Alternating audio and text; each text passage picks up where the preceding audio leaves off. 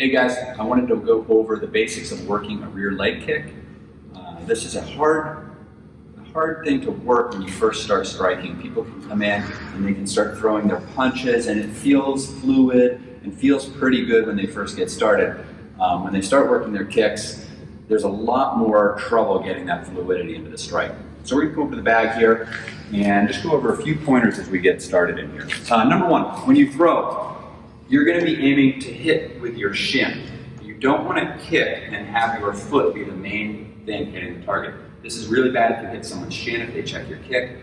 And it's not great when you're hitting a bag as well. I'm just going to switch around and go lefty for a second so you can just see the kick coming in. But what I don't want to do on a heavy bag is come in and have my foot hit in here. I'm not going to break your foot unless you got a sand-filled bag and kick the bottom of it, but it's going to stretch the tendons out and it's not going to feel good. When you are kicking and you're hitting a heavy bag, you will see that you'll be red around the foot. That's because as you hit your shin, your foot will wrap around the back of the bag.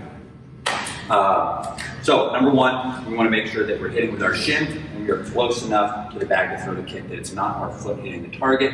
When you start throwing kicks, start lightly until you have your range down. If you start trying to kick the bag super hard and you hit with your foot, you're going to stretch the tendons out. It's not the worst thing in the world, but it's not fun.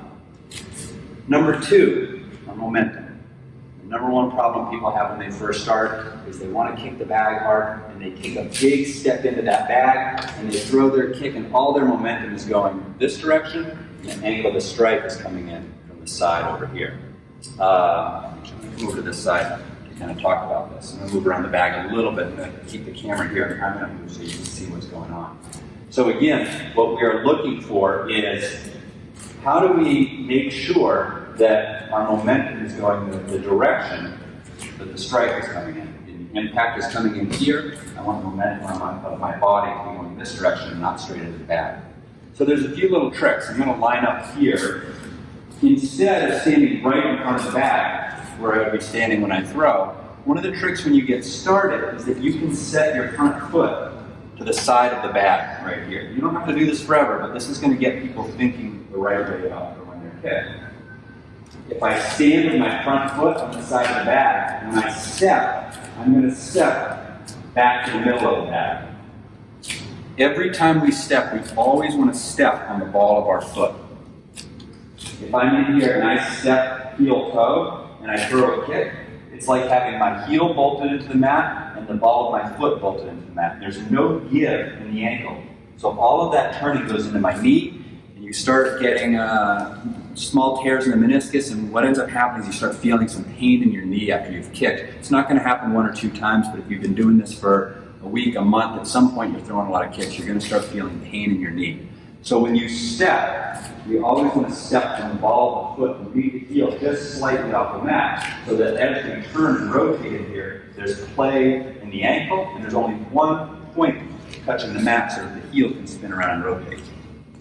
So again, as we come back, we're going to offset from the mat here, offset from the bag here, and we're going to step back to the middle of the bag. As an orthodox fighter, my front foot is facing 12 o'clock, and when I step, it's going to go to about 10 o'clock. If I'm a southpaw, again, I'm starting at 12 o'clock, and I'm going to step to about 2 o'clock. Once my foot is set, my hips naturally want to align with the planted foot, and that's going to swing my hips around. A big problem a lot of people have when they kick and when they come off center here is that they can't get their hips to turn over. They start with their front foot pointed in, and they take a small step, and they step with it. They end up with their foot pointing forward, and they get this weird pitch in their kick. And they do this, and their hips never turn over. So if we can start on the side of the bag and step back to the middle of the bag, we're doing ourselves a favor when we're getting started with our kick, making it easy to have our hips start turning over. From here, and have our hands up. It is a little bit easier to start with your hands out here.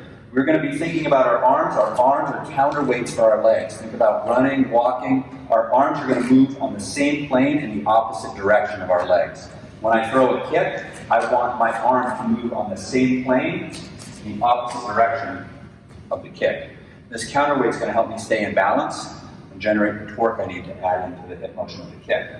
So if we start here, one of the things I like to do before I even throw a kick is to step, let my weight come up over the planted leg, the lead leg, and then breathe out as I pump the arm back and back. My hips are turning, my body's centered, and I have my hand motion.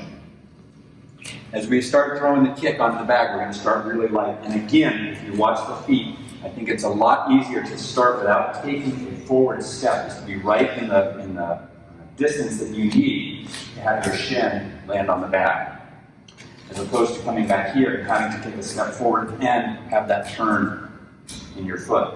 A lot of people with that big step end up with their hips behind their knees and they lean back on their kick. It helps them get their leg up, but they're losing momentum and power in the kick.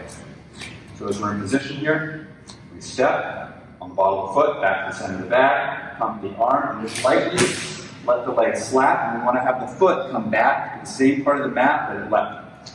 If I find myself doing this with the foot, then I have too much momentum going forward. I'm leaning too far forward, I'm off balance. I should be able to bring this kick all the way back into position here.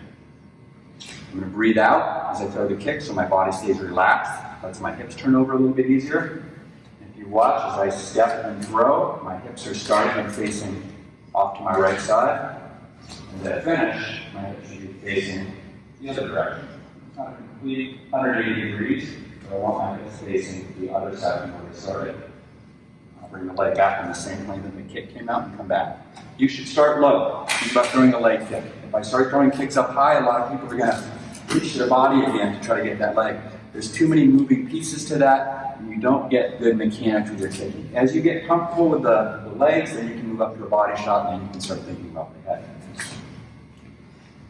Again, off center from the bag, arm is out a little bit. This is easier than starting in here for people because it's hard to pump the arm out. If you watch the motion of my body when I step and I pump, my rear shoulder is my front shoulder, my rear hip is my front hip, and that's going to allow my leg to swing around and make the strike.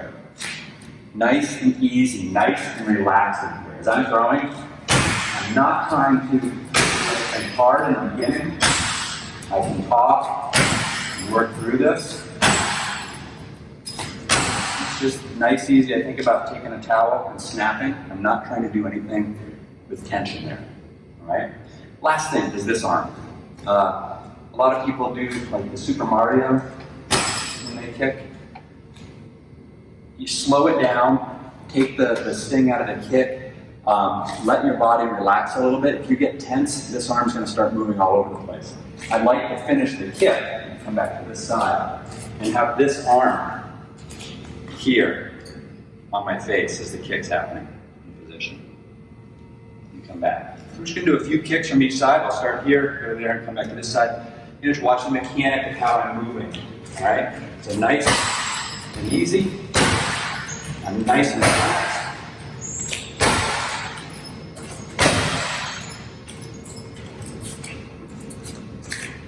Again, as you're starting, take your time.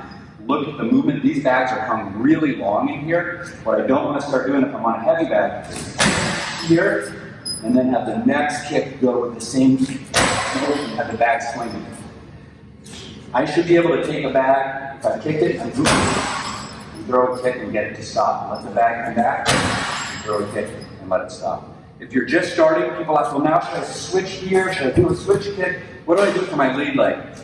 Don't do anything yet. We'll go over switch kicks, lead leg kicks. If you want to do something, I would suggest if you're brand new, switching your stance and throwing that kick on the lead side. Getting into a switch kick's a little bit harder. Just one point from behind and here. Again, I will not do this all the time. This is for a beginner just to offset from the bag. But I'm stepping back across the bag here.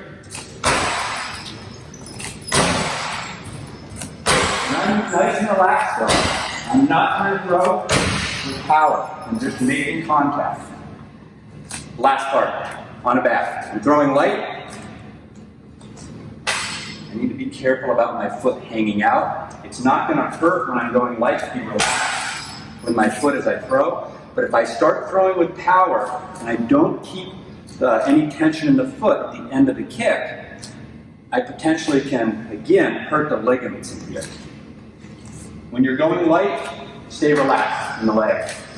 No chambering of this kick. There are different types of kicks where you can chamber and throw. We're not doing that here. We're turning the hip over and the leg is just coming around. And I want my leg to be loose. But if I'm kicking hard, if you do start kicking hard, you want to put some tension in the end of the foot. Just like at the end of a punch, how we tighten down on not on the fist, right at the end of the punch. I can't throw the punch with a tense hand, but I can throw and snap at the end of the punch on the kick. If I come in here, I can make that tighten up at the very end.